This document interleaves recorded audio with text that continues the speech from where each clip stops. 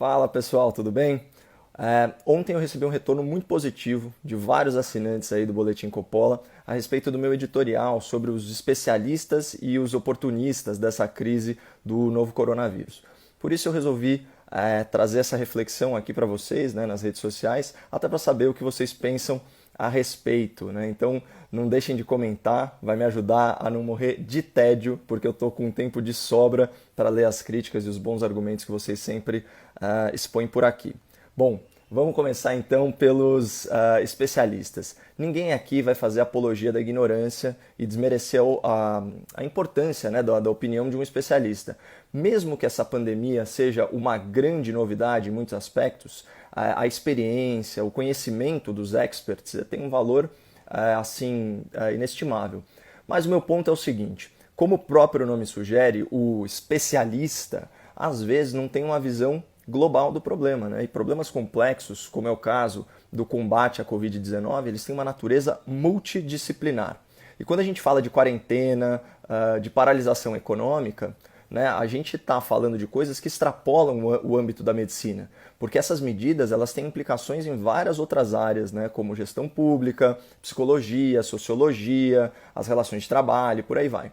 Mas o que a gente vê em grande parte da imprensa é uma cobertura enviesada e muito restrita às opiniões de uma única especialidade, né, que é a infectologia, e a uma única abordagem do problema, que é a quarentena intensiva para quase todas as pessoas, independentemente de grupo de risco e contaminação. Estamos falando isso aí durante a semana. O que a gente vê é que tem pouquíssimo espaço na grande mídia para vozes como a do conceituado toxicologista, o Dr. Anthony Wong. Isso assim, entre outros professores renomados de Yale, Stanford, Harvard, que argumentam o seguinte, pessoal. Para uma doença altamente contagiosa, como é o caso da Covid, o isolamento intensivo ele surte pouquíssimo efeito, porque as pessoas acabam tendo contato com o vírus de um jeito ou de outro praticamente na mesma velocidade de contágio. Portanto, esses especialistas, o que eles recomendam?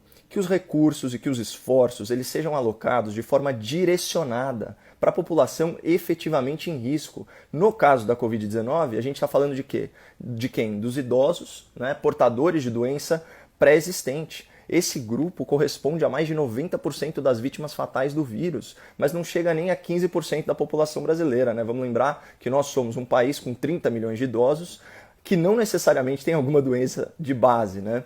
E ainda tem o fator da baixa letalidade desse novo vírus, né? E aqui eu reproduzo os números trazidos pelo próprio Dr. Wong, né, em entrevista à CNN Brasil. Né? Em pacientes até 10 anos de idade, a mortalidade beira 0%.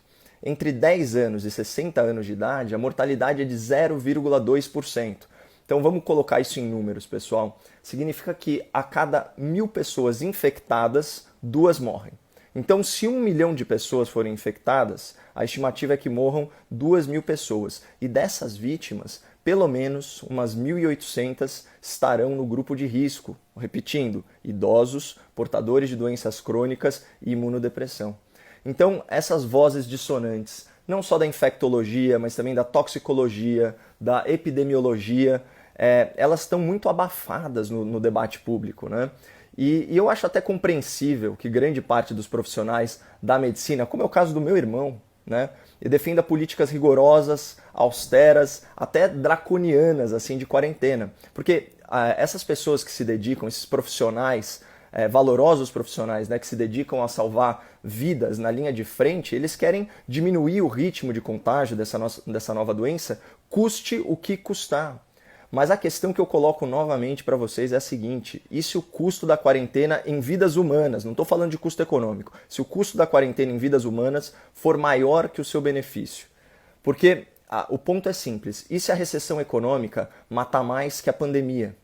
Quem tem que responder isso não são os especialistas da medicina, são especialistas de outras áreas que não estão com o devido protagonismo no debate público. São os estatísticos, os economistas, os sociólogos. Pessoal, vamos pôr os pingos nos is aqui.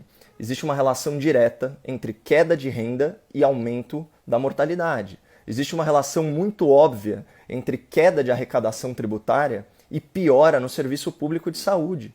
E quem que vai ser impactado? Justamente a população mais pobre e mais vulnerável do Brasil, né? Eu já falei aqui para vocês do estudo publicado pela revista The Lancet, né, sobre aquele aumento de 260 mil casos de câncer só nos países da OCDE durante a última crise financeira, que foi de 2008 a 2010. Então, assim, os números eles estão aí para quem quiser se aprofundar e quem quiser se aventurar além do discurso hegemônico e alarmista e muitas vezes sensacionalista, né, que a gente vê ser reproduzido. Então, resumindo, a sociedade ela está restringindo o debate a uma única área do conhecimento humano e a uma única vertente teórica sobre como enfrentar o problema. E, bom, acabei me alongando de novo, né? Mas para fechar, faltou falar também dos oportunistas da crise, né? Esse discurso excessivamente cauteloso de parte da comunidade médica, ele foi abraçado, mas assim, foi abraçado com muito gosto por certas autoridades e por puro oportunismo político. Porque é muito fácil, pessoal, é moleza você bancar o governante responsável com dinheiro emprestado. Como que funciona? Você pede verba para o governo federal, rola a dívida do seu estado, né, com uma mãozinha do STF, e assiste de camarote a recessão econômica. Recessão é essa que vai prejudicar o seu país e, por tabela, o seu provável adversário político nas eleições de 2022. Esse é o mecanismo. Tá? Só que esse oportunismo eleitoreiro, além de lamentável, né, ele é desprezível. Porque o pior é a gente saber que recessão pode matar bem mais que a pandemia. E tem político que sabe desse risco, mas está se lixando para as mortes a médio prazo. Então, esse era o recado de hoje. Desculpa aí a verve, né, o entusiasmo, mas esse é um tema muito importante. A gente está lidando com vidas humanas aqui e eu vejo o debate muito viciado, né? Estou curioso para saber o que vocês acham dos oportunistas da crise. Um forte abraço, muita saúde e fiquem com Deus. Tchau, tchau.